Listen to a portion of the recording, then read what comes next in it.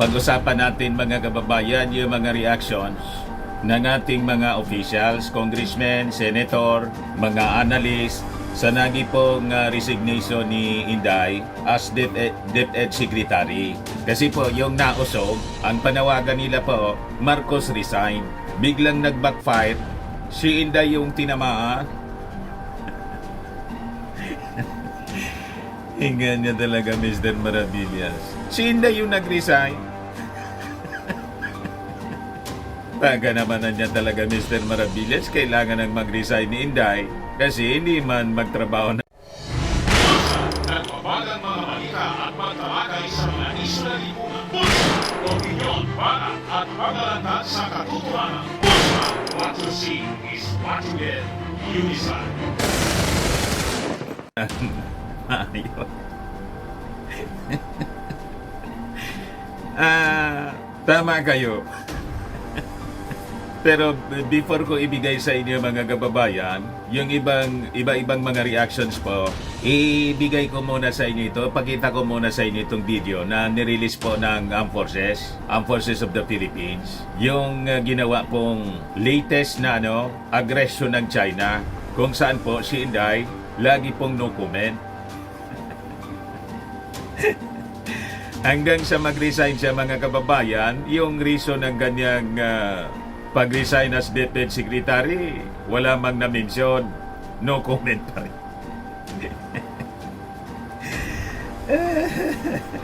So ganun mga kababayan, ngayon ipakita ko sa inyo para makapag-decide kayo kung tama ba yung sinasabi ng mga kampo ni Maudigs na tayo yung gustong makipagira. Tayo daw yung nagpo-provoke sa China at gusto nating isobo sa gira yung ating bansa. Yan daw ang gustong mangyari ng ating Pangulong Bongbong Marcos. Tayo yung nagpo-provoke. Tingnan na nga natin mga kababayan kung totoo yung sinasabi nitong mga propagandista na pro-China, pro-Digs, pro-Inday. Ito pa. Galing po ito sa Armed Forces of the Philippines, released by Philippine News Agency. Ayan pa, para alam ninyo kung ano yung source natin. Credible source. Ayan pa. I-play ko po mga kababayan kung ano ang pinagagawa sa atin po. Tropa natin yun?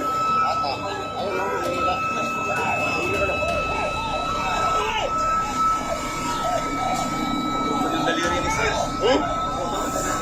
Sino? Nandun? Yun nandyan?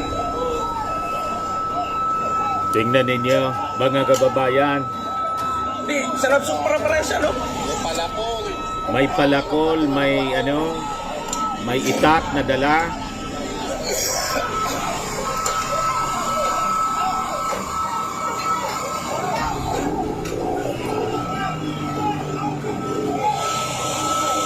Babatuhan na, oh. Papatuhan mo ng pato. Ayun yung kuha natin. Ito, aerial view mga kababayan.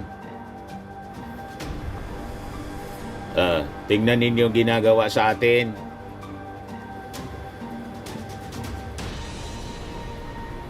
Yan pa po, oh.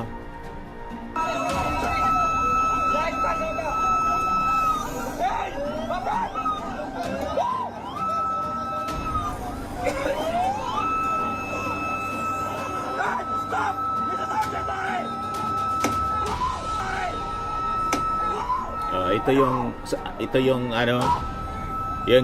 yung atin po, oh. Binutas yan po mga kababayan. Ito yung vessel natin, inakyat nila. Tingnan ninyo.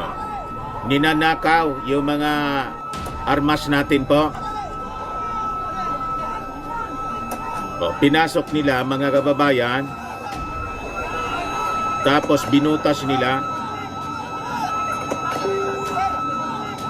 Kinuyog po, oh. Kinorner nila mga kababayan. Yan, oh.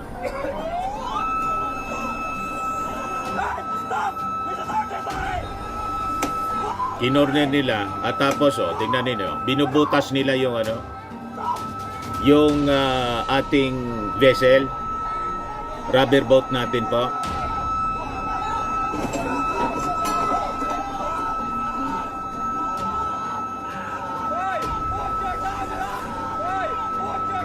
Yeah. Ang dami nila po, kinaligiran, mga kababayan. Mga kababayan, na ibigay sa inyo yung full story ng balitang yan, click subscribe muna dito sa ating YouTube channel and hit the notification bell para lagi po kayong updated sa mga kaganapan dito sa ating bansa. Like and share na rin po ninyo ang ating video at huwag na rin po ninyo na skip yung ating mga commercial ads para tuloy-tuloy lang ang pag-unlad ng Bagong Pilipinas. Sa mga nagana po ng malinis and spacious fitness gym, pumunta lang po kayo sa aming Colossal Fitness Gym. We also offer Grab Car Rental with our brand new 2023 model ng Toyota Innova. We also accept booking for those who are planning to travel via PAL, Cebu Pacific, and other airline companies, local and international, and bills payment for Meralco Bills, Aleco Bills, PLDT, etc. Ang Colossal Fitness Gym is located at 3rd floor Security Bank Building, Lanco Business Park, Legazpi City, Albay. For inquiries, look for Gilon Maravillas, contact number 0966-802-0949. Yan po yung aming Innova. Lagi na pong matao sa amin.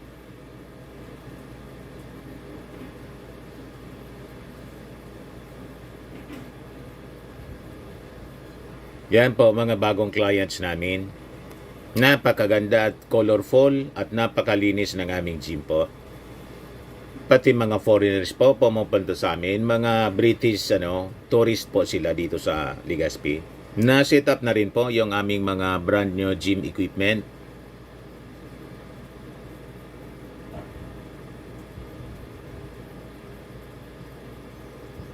May treadmill na rin po kami. Ito naman po yung bago naming product na binibenta online. Eye Glow Serum, whitening po siya. Tingnan ninyo yung epekto sa aking anak na architect before and now. Yung mga inquiries po ninyo, dumiretso na lang kayo sa kanyang Facebook account, Riz Maravillas. Ito naman po, Firmax Firming and Lifting Cream, pinapahid po sa mga pulses in affected area. Mainam po sa paninigas ng mga kaso-kasuan. Ito naman po, Automax Radiant Serum. Sa mukha naman yung application, anti-aging po siya. You will look 10 years younger than your age. Sa mga cancer patients naman po, baka lang gusto ninyo itong itry. Neng siya red mixed fruit drink. Hindi mo po siya gamot, food supplement siya. Kaya lang, gawa siya mga kababayan sa goji berry. Yung goji berry may anti-cancer properties. O ngayon, yung mga inquiries ninyo, dumiritso na lang kayo sa aming messenger sa Facebook para masagot namin agad. Ayos pa? Ayos na ayos niya, Mr. Maravillas. Ito po, close up na kuha na video.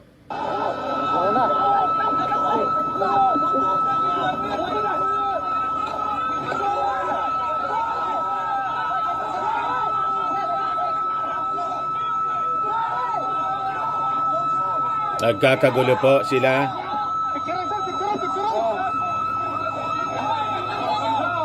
Picturean mo niya, picturean. Sabi ng ating mga tropa para ma-document. Tingnan ninyo. Pero tingnan ninyo, nanatiling mahinahon yung ating mga tropa para po hindi lumala yung problema. So mali po ang mga propaganda ng mga pro-China dito sa atin na tayo po yung agresor at tayo yung gustong makipagyera. Kung gusto natin makipagyera, ito na yung pagkakataon. Lumaban na sana yung ating mga tropa, pero hindi po. Walang intensyong ganon mga kababayan yung ating gobyerno. Gusto nating i-resolve ito sa mapayapang pamamaraan, diplomacy. Pero habang may diplomacy tayo, hindi natin pwedeng pabayaan po na ipamigay na lang natin yung ating territory sa mga Chinese. O ito po yung distroso, pinagsisira nila tingnan ninyo. Sinira po nila yung ating mga gamit doon sa ating rubber boat. Yan po. Tingnan ninyo. May mga palakol, may mga itak. Yan ang mga Chinese. Ginagawa nila yan sa bakura natin mismo. Ito po yung Navy seaman po na naputulan ng daliri, yung kanyang thumb. Binisita po ni General Browner. Pero tingnan ninyo mga kababayan, sabi ng Navy sailor na natanggalan ng hinlalaki po, handa siyang bumalik sa duty. Yan po ang totoong maisog, matatapang yung ating mga sundalo. Pero sabi nga, may rules of engagement. Sumusunod sila mga kababayan sa utos ng ating pamunuan na huwag palalain po ang problema. So ang pangalan niya si Seaman First Class Jeffrey Facundo. Dinala siya po sa Camp Ricarte Station Hospital sa Western Command Headquarters sa Palawan po. So binisita siya ni Browner at kinausap. So sabi diyan, Browner asked Facundo, once you recover niya, do you have plans of returning to duty? Automatic po yung sagot ni Facundo. Yes sir, anytime, as long as there is an order. Sagot ni Browner, very good, that is a good attitude niya. So sabi ni Browner, rest well niya, pahinga ka muna and don't lose hope. Ngayon, nang tanungin ng media po, ang sagot lang po ni Facundo, only our higher ups niya could respond to that. So ganon ka-professional yung ating mga tropa, mga kababayan. Yung mga authorized lang po na magsalita kasi ingatan natin ang security ng ating bansa. Baka may mga mailabas na mga balita, mga impormasyon na hindi dapat. Tama pa? Ngayon, no comment siyempre si Inday. Mamaya, yung mga komento, mga kababayan ng mga officials natin, mga senador, congressmen, and experts in relation po sa pag-resign ni Inday as DepEd Secretary. But before ko ibigay sa inyo po yung mga kwentong yan, click subscribe muna dito sa ating YouTube channel and hit the notification bell para lagi po kayong updated sa mga kaganapan dito sa ating bansa. Like and share na rin po ninyo ng ating video. At huwag na rin po ninyo na skip yung ating mga commercial ads para tuloy-tuloy lang ang pag-unlad ng Bagong Pilipinas. Sa mga nagana po ng malinis and spacious fitness gym, pumunta lang po kayo sa aming Colossal Fitness Gym. We also offer Grab Car Rental with our brand new 2023 model ng Toyota Innova. We also accept booking for those who are planning to travel via PAL, Cebu Pacific, and other airline companies, local and international, and bills payment for Meralco Bills, Aleco Bills, PLDT, etc. Ang Colossal Fitness Gym is located at 3rd floor Security Bank Building, Lanco Business Park, Legazpi City, Albay. For inquiries, look for Chilon Maravillas, contact number 0966-802-0949.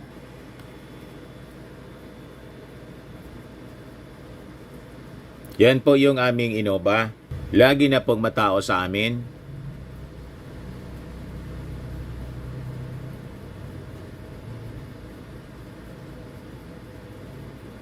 Na-set up na rin po yung aming mga brand new gym equipment.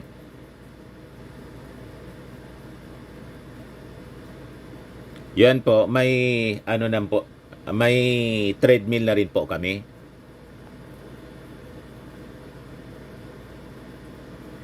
Yan po yung mga bago naming mga clients.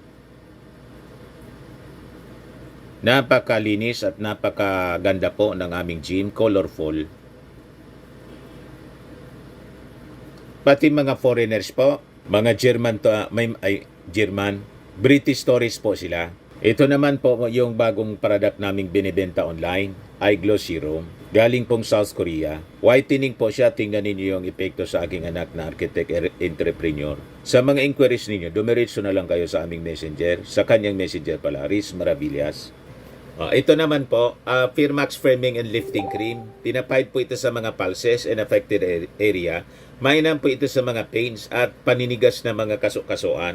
Ito naman po, Automax Radiant Serum. Sa mukha naman yung application. Anti-aging po siya. You will look 10 years younger than your age. Sa mga cancer patients naman po, baka lang gusto ninyo itong itry. Ningxia Red Mix Fruit Drink. Hindi man po siya gamot, food supplement siya. Kaya lang, gawa siya mga kababayan sa goji berry. Yung goji berry may anti-cancer properties. O ngayon, yung mga inquiries ninyo, dumiretso na lang kayo sa aming messenger sa Facebook para masagot namin agad. Ayos pa? Ayos na ayos adya, Mr. Maravillas. So, balikan natin yung ating mga kwento tungkol sa mga reactions ng mga officials. Yan po, sabi ni Chis Escudero, Senate President po, itong resignation niya ni Inday, inevitable. Escudero attributed this to increasing political tensions, particularly after her father, former President Rodrigo Duterte, along with her siblings, yung mga kapatid and allies, began criticizing President Ferdinand Marcos Jr. and members of the First Family. Tama. He pointed out that her resignation became more likely when she remained silent on key policy issues anya, including the West Philippine Sea, the Bagong Pilipinas Scheme, and the cases and attempted arrest of fugitive Apollo Kibuloy. Correction natin mga kababayan, no comment siya po pagdating sa West Philippine Sea. Hanggang ngayon, nang mag-resign siya, yung latest na aggression ng China po na may naputulan na po ng daliri, hinlalaki na Navy seaman natin, no comment pa rin si Inday. Sa Bagong Pilipinas, no comment din siya. Pero kay Pacquiao, mabilis pa sa alas 4 yung komento niya. Medyo mali yung sinabi ni Chis Escudero. Yan yung sinabi niya mga kababayan. Ngayon, pinalalabas po ng mga propagandista nila, yung mga DDS vloggers, na inaapi ng ating Pangulong Bongbong Marcos at ni Martin Romualdez, si Inday. Malabo po. Kung titingnan ninyo po ang nangyari, i-throwback natin po. Kandidato pa lang po yung ating Pangulong Bongbong Marcos, kahit naki-unit team si Inday sa ating Pangulo. Dati nang sinisiraan ng kanyang tatay, si Mau Diggs, ang ating Pangulo, kampanya pa lang.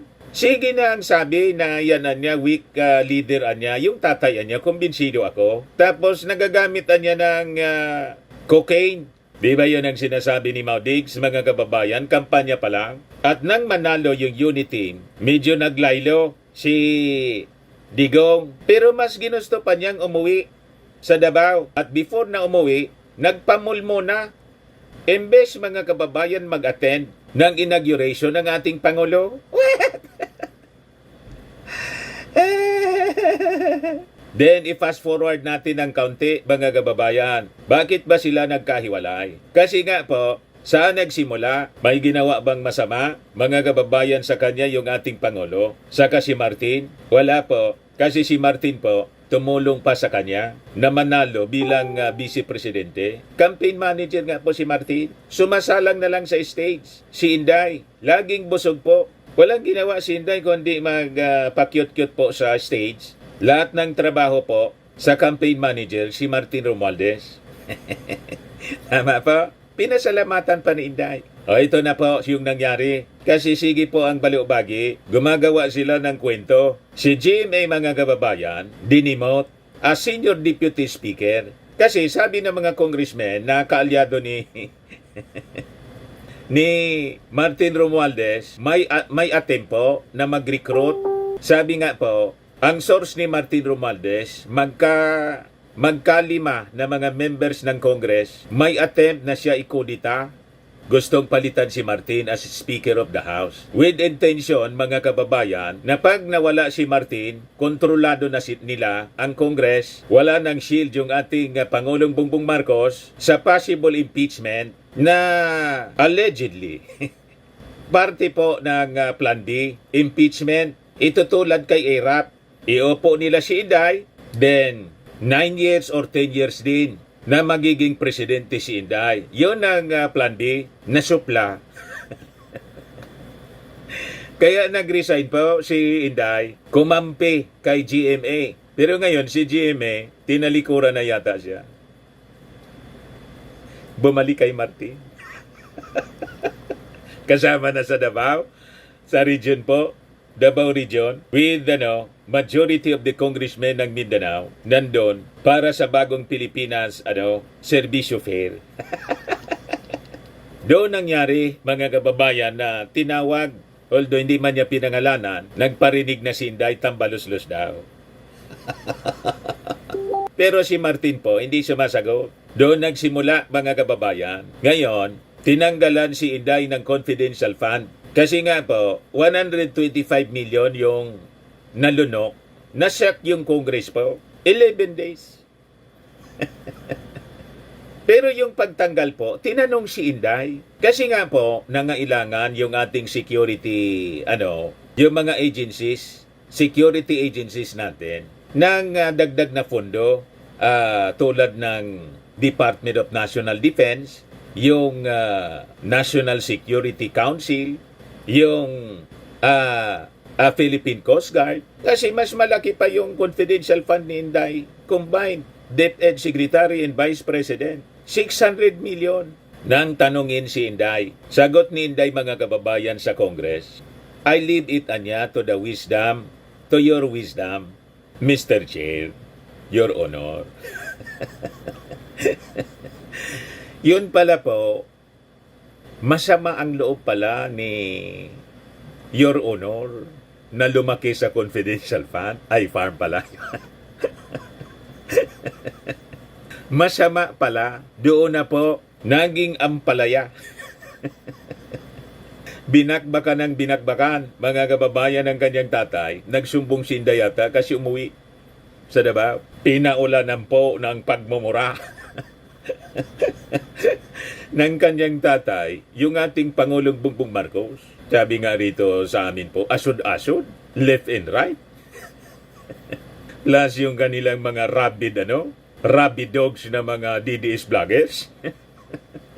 Tinawag yung ating Pangulo, nagpupulburon, bangag, may adik na yung presidente. And comes now yung nausog, umiikot po sa buong Pilipinas. Si Inday, habang may nausog rally doon sa Liwasang Bonifacio, pumunta siya doon na ang panawagan, Marcos resign. At may banta pang lusubin, mga kababayan, yung Palasyo Malacanang. Mismong sinabi ni Harry Roque, ginagatungan ni Maudigs, yung Armed Forces at PNP, hindi man niya po mauto.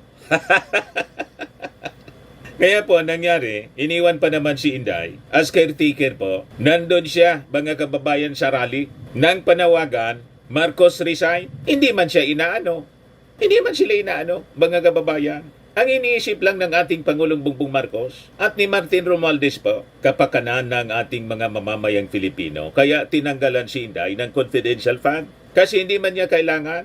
Panahon ni Leni Robredo, wala man pong confidential fund. Di ba? Kahit yung Office of the Vice President, hindi man niya kailangan. Kasi ang Vice Presidente po, spare tire. Ang trabaho niyan, mga kababayan, maghintay. Di ba? Kaya yung next na mag-travel abroad, yung ating Pangulong Bongbong Marcos, pinabantayan na ng ating Pangulo kasi bantay sa lakay si Inday. Alangan man matulog lang yung ating Pangulong Bongbong Marcos. Caretaker pa rin siya. Pero nakabantay si Lucas Bersamin, tapos si Conrado Estrella ng DAR. 3 silang caretaker. Hindi na pinasolo kay Inday.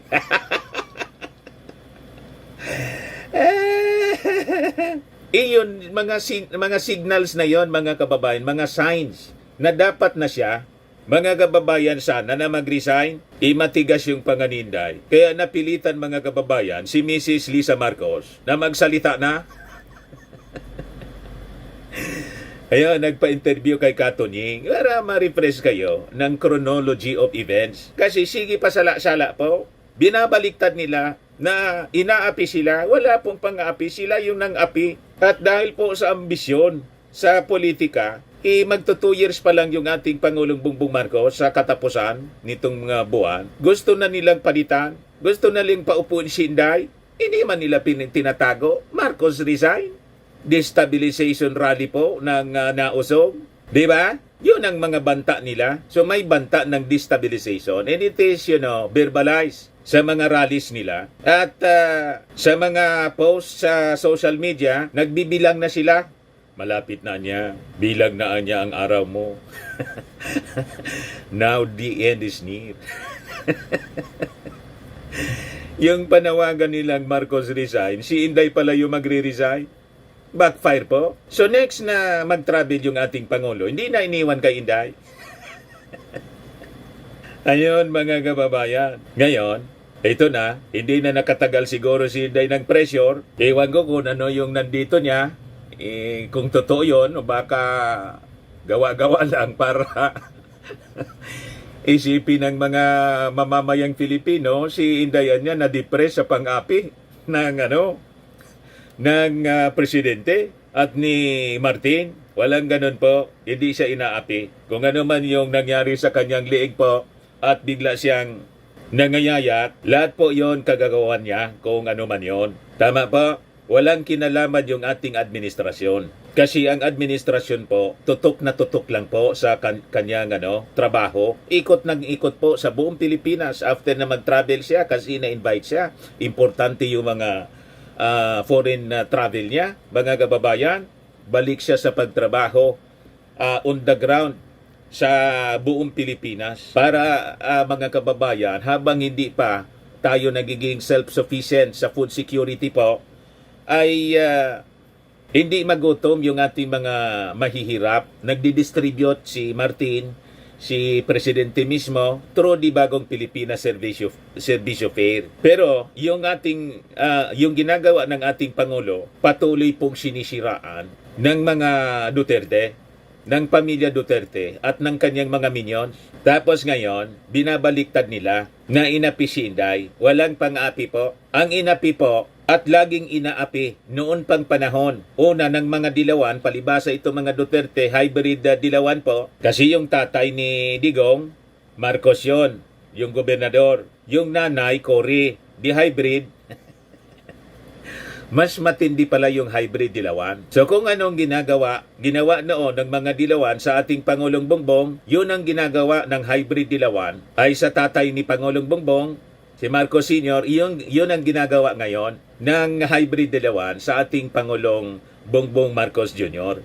O ngayon, basahin pa natin yung iba pang mga reactions ng mga officials. Ito galing kay Coco Pimentel. Yan po si Coco. So sabi ni Senate Minority Leader Coco Pimentel, he urged President Marcos Jr. to appoint a new secretary niya of the Department of Education following Vice President Sara Duterte's resignation. Someone niya with decades of experience dapat working within the department and deeply familiar with its operations and the challenges facing the education sector. Tama po. Kasi po, mismong si Inday nagsabi, wala man na niya kung alam siya. I do not have expertise niya. Bagsak po, nagbutong po yung performance ng ating mga mag-aral. Dismal performance po sa PISA. Nakakaya po. Yan po. Sabi sa Philippine Star News Update, the Philippines is at the bottom 4 of the new program for International Student Assessment or PISA test on creative thinking, which is designed to gauge how well students create and improve upon ideas. Based on the scores, just 3% of 15-year-old Filipino students can match the creative thinking skills of the average student in Singapore, which placed at the top. Dismal po. So, sabi nga ng ibang mga officials natin, tulad ni Franz Castro ng ACT Party List, tapos ni Edsel Lagman, Congressman Edsel Lagman, Party List, Liberal Party President. Tama lang na binitawan na ni Inday. Ikaw man magkaroon ng ganitong ito interview po ito kay Inday, i-play ko po sa inyo. Ikaw man magkaroon ng ganitong klase ng DepEd Secretary, talagang bottom. Mas malala pa po kay Leni Robredo. kung magsalita si Inday pag ini-interview. Kaya pag nagsalita po siya, mga kababayan, di ba, nung mag-resign siya kahapon, nagpa-presscon. Ay, hindi man yun presscon po nga. Binasa lang niya yung kanyang resignation. Pagkatapos, after nabasahin niya yung kanyang statement, ayaw nang mag-entertain ng tanong. Galing sa mga reporters. Alis agad. Iniiwasan niya kasi ma-expose yung kanyang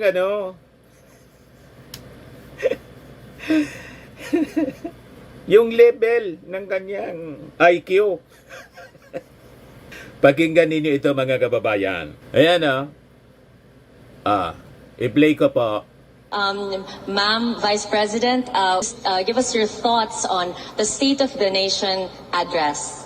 State of the Nation address. Yes. So, the SONA, the State of the Nation of President Marcos, I think everyone or many of those who do not understand economic numbers were overwhelmed with the numbers in the fact of the speech. That's, I think, the reason why it took a long time for people to start clapping, because the economic part was in the beginning, and many people really do not understand economic numbers.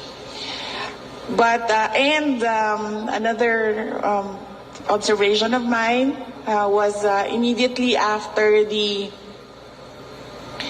speech of the president. While I was going home, I was talking to one of our writers' office, and I told him that I liked how the speech was written, because I do not write that way, and I truly appreciated the form that speech was composed. And as a secretary, and one is the other half of the unit team, I would say that the State of the Nation of address of President Marcos was on point and perfect. Madaling sabi po, hindi man yata nakinig si Inday sa mga sinasabi ng ating Pangulong Bongbong Marcos doon sa SONA. Walang kalaman-laman po yung sinabi ni Inday sa interview. Walang pumasok sa isip niya. Asa pa kayo kung bakit bottom 4 yung ating mga mag-aaral po sa PISA test on creative thinking, which is designed to gauge how well students create and improve upon ideas. Mahina po sa comprehension, madaling sabi. Yung secretary mismo, itok-itok yung comprehension. Kaya tama po itong sinasabi ni Coco Pimentel po. Sabi ni Coco, yung candidate niya sa pagka-DepEd Secretary, dapat yung has dedicated their life to education and has a proven track record in the field. Dapat yung matagal na sa department niya, for decades na nga niya, someone familiar with how the department works, as well as with the problems of the education sector and educational system niya. Someone who has dedicated his or her life to education and can show the track record for it.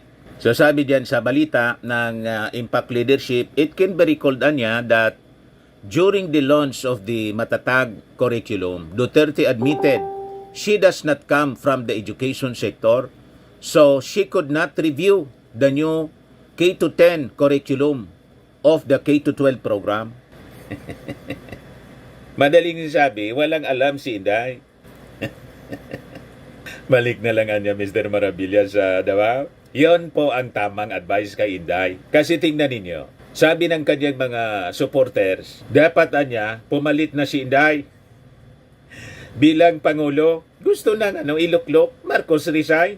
DepEd Secretary pa nga lang po, isang departamento pa lang, Sara resign na. Sumurrender na siya kasi hindi niya kaya. Ano pa yung maging Pangulo? Tama ba? Yung isang departamento hindi mo na kaya, hindi mo na ayos, yung buong Pilipinas pa.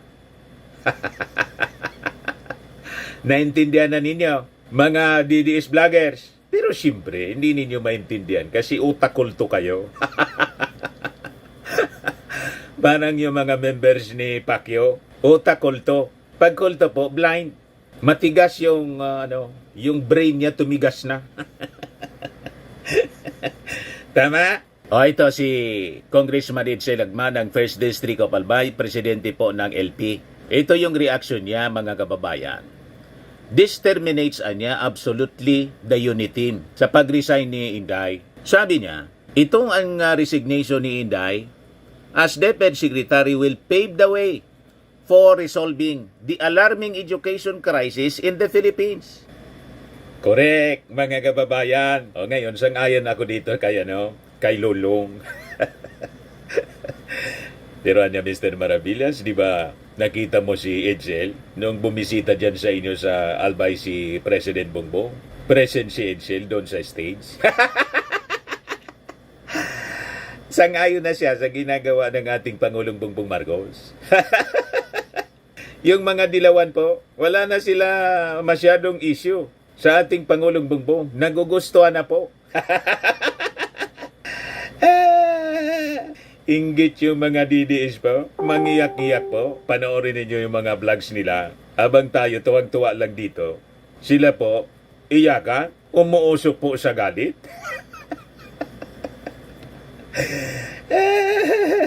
Sabi ko sa inyo, 4 years pa kayong iiyak. Mga assuming kasi kayo. Sabi diyan, Lagman noted that Duterte's statement that her resignation was driven by genuine concern for teachers in youth, suggesting that her tenure may have posed challenges for them. He expressed optimism that her successor will emerge from the ranks of experienced and dedicated educators capable of effectively steering and professionally managing the country's educational system. So, parehas ng posisyon mga kababayan ni Coco Pimentel. So sabi niya, Duterte's departure niya from a prime position in the President's cabinet ends with finality the increasingly tenuous partisan relations between the Duterte and Marcos political power blocks. This terminates niya absolutely the unity team. So, durog na po yung unity team. Actually, matagal na pong durog. Ako, pabalik-balik kami ni Mrs. sa Palasyo Malacanang. Last year pa po. Alam na namin ito. Kaya sabi ko nga po, mga kababayan, yung ating Pangulong Bongbong Marcos, mabait lang kasi. Hindi tulad ng kanyang tatay. Kaya po, hinintay na lang ng ating Pangulo na mag-resign si Inday.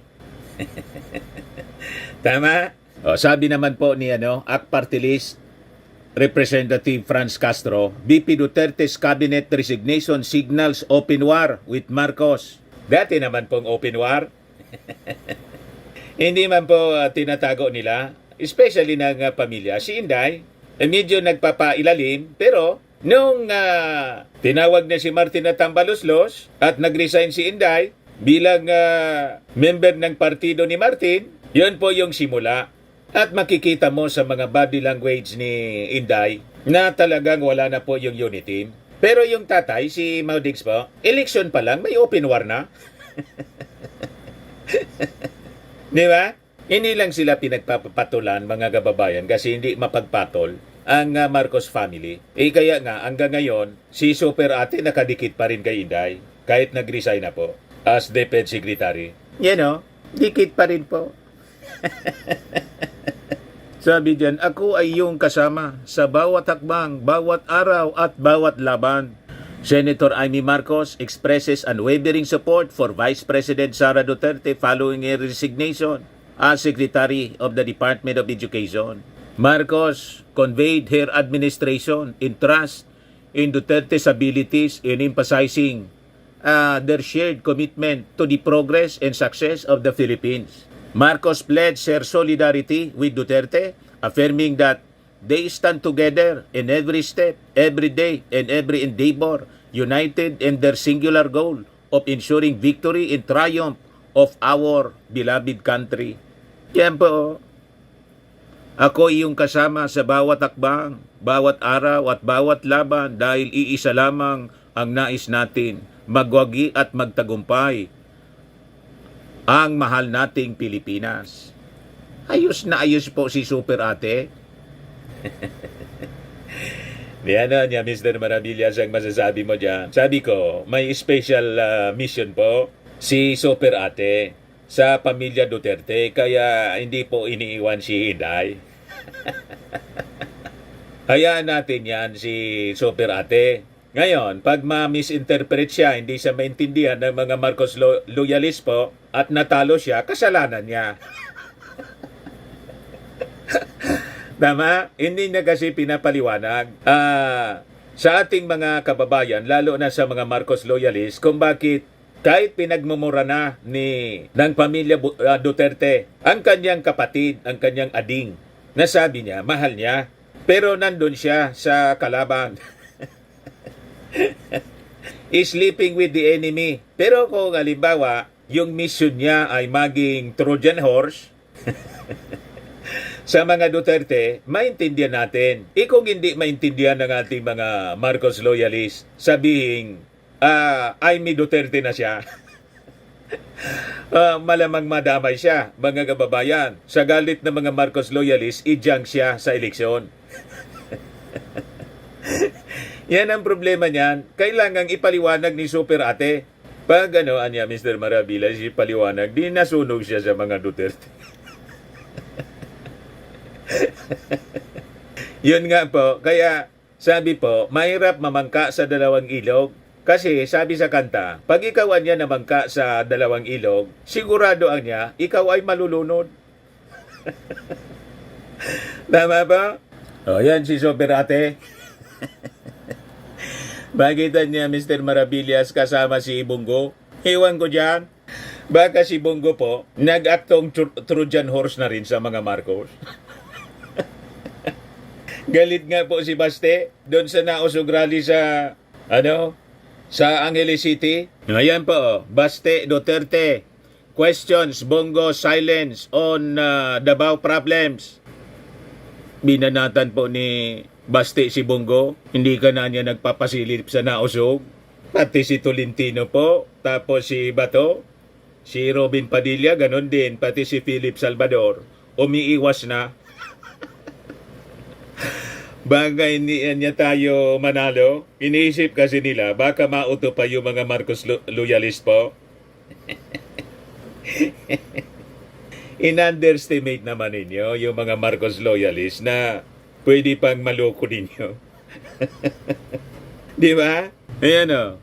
The closeness of relationship of the Dutertes and Senator Bongo seems to be showing cracks after Mayor Sebastian Duterte criticized the senator for his silence over the issues hounding Davao City. Go has been noticeably absent at the Maisog rallies and other public engagement of former President Rodrigo Duterte. Is also ma'am on the recent issues surrounding Davao City. Sabi ni Baste, ikaw Bongo, you are my kumpare. If I knew it would come to this, I would have not voted for you. Mayor Duterte said during the hakbang ng Maisog prayer rally sa Angeles City. You are in a national position. You should be saying something. It's obvious. The atrocities that the administration is doing, you should be saying something. You still have time to redeem yourself. Show us that you will stand by the Filipino people. Show your love for country over your love for yourself because the people are struggling. Baka niya, Mr. Maravillas, drama lang. Tama yung analysis mo na Trojan horse din si Bongo sa mga Marcoses. Nga. Hindi malayo po, mga kababayan, na ganun nga, kaya dumidistansya sila. Lalo si Bongo. At narinig ko parang yung kanyang malasakit center po, na-drain na. Di ba? Wala na yata pundo. Pag ganyan po, siyempre, tatahimik. Mahirap na eh. Ano ba yung magagamit mo? Re-electionist ka for the midterm election. Di ba? Naging practical lang siguro si Senator Bongo, hoping na hindi siya mapag-iinitan ng mga Marcos loyalist. Paano yung mga Marcos loyalist po? Nakadesisyon na? Baka nga madamay si Amy Marcos. Lahat daw na pro-China at dikit sa mga Duterte, hindi nila iboboto sa midterm election. Baka pa iboto ng mga Marcos loyalist yung mga dilawan. Pero hindi iboboto yung mga kaalyado ni Maudix na mga pro-China po. Kasi yung mga dilawang political personality po, nakalinya po sa foreign policy po ng ating Pangulong Bongbong Marcos. Ayaw din nila ng ginagawa ng China. And vocal sila sa pagkundina. Pero si Inday, no comment. Pati yung mga senador na dikit masyado kay Digong. Kung magsalita man po, halimbawa si Bato, gigil na daw siya. Drama man lang po. Hindi man ka panipaniwala. So yung ating Pangulong Bongbong Marcos, wala pa man statement po ngayon at tutok na tutok lang siya sa trabaho. Yan po yung ating Pangulo. PBBM Housing Trust to boost Philippine economy, address housing gap. President Marcos expects the government's ambitious housing programs and projects to create positive impact sa ating national economy. Kausap niya, miniting niya yung mga housing officials natin at NEDA. Sabi po ng ating Pangulo, even the effect on the economy is going to be terrific. Pag nagawa natin ito, magandang effect talaga sa ekonomiya. And that's why it's necessary. We have to do this. We have to find a way to do this. We have to be a little creative Hindi ito standard na ginagawa. Yung SUD made several requests on the pambansang pabahay para sa Pilipino for PH program, such as the issuance ng funding guarantee. The guarantee aims to increase the confidence of government financial institutions in supporting the program and attract participation for private banks and institutions sa pabahay. Gusto rin ng Department of Housing na i-certify yung 4PH bill as urgent and as a priority legislation included in the President's upcoming State of the Nation address next month, as well as ensure budget allocation for support facilities tulad ng mga basketball courts and parks.